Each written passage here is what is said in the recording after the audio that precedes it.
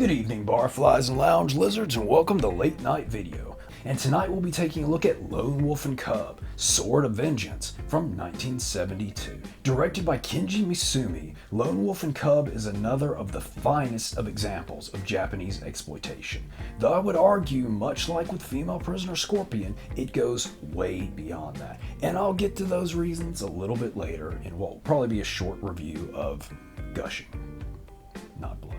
But Lone Wolf and Cub tells the story of Ogami Ito, a falsely disgraced samurai turned assassin who travels the land with his infant son, who rides around in a baby cart as they seek vengeance. But if this looks or sounds familiar, well, to be nice, it was less than subtly homaged in Disney's The Mandalorian.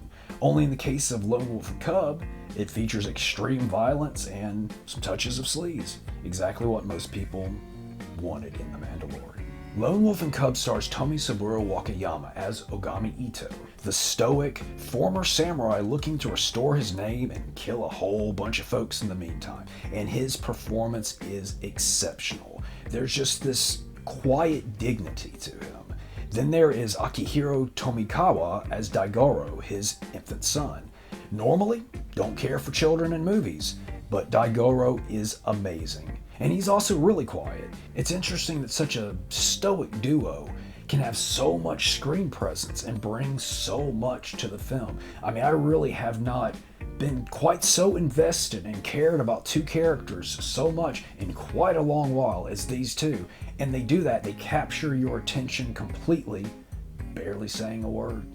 This is another based on a manga, and it is the first in a 6-part film series, all of which are fantastic.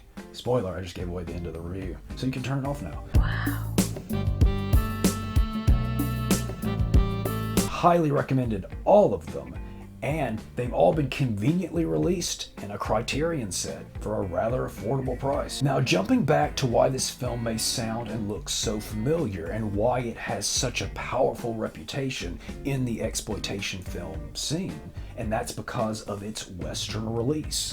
10 minutes from this film was edited together with the bulk of the second film in the series, given new music, and retitled Shogun Assassin, where it was released in the West. Many of you might have even seen Shogun Assassin and not known it was part of a much bigger series. And Shogun Assassin is quite good in and of itself. Whereas I would recommend Lone Wolf and Cub first, Shogun Assassin does have some merit to it. It has a different feel, and the narrative is a bit different. And it's got one of the best scores I've ever heard in a film. Is it wacky? It's a little wacky, especially as the films start to progress. Daigoro's baby cart starts getting more and more unique gadgets and weapons in it, kind of like an infant James Bond. And also as the films progress, it almost takes on a video game-like feel, because you have mini-bosses that lead up to a main boss of the film. Yeah, really groovy stuff here. And I give this one 16,432 blood splatters out of 5. This really is a fantastic film and a fantastic series, and there's absolutely no nostalgia attached to that. I saw this for the first time this past year. It came as a very strong recommendation from Al from Them's Fighting Words, and I take an Al commendation very seriously. So if you're in the swordplay movies, if you're into a little bit of extreme violence, if you're into, say, the video game format in films, this one is highly recommended. And it's one I would definitely recommend to people that aren't necessarily even into martial arts types films, because the martial arts aspect, the swordplay aspect, is only a small part of it. More so, it's the journey of Ito and Daigoro. So again, highly recommended. And that's all the time we have this week. Please like, comment, subscribe, and keep it wacky. Wow.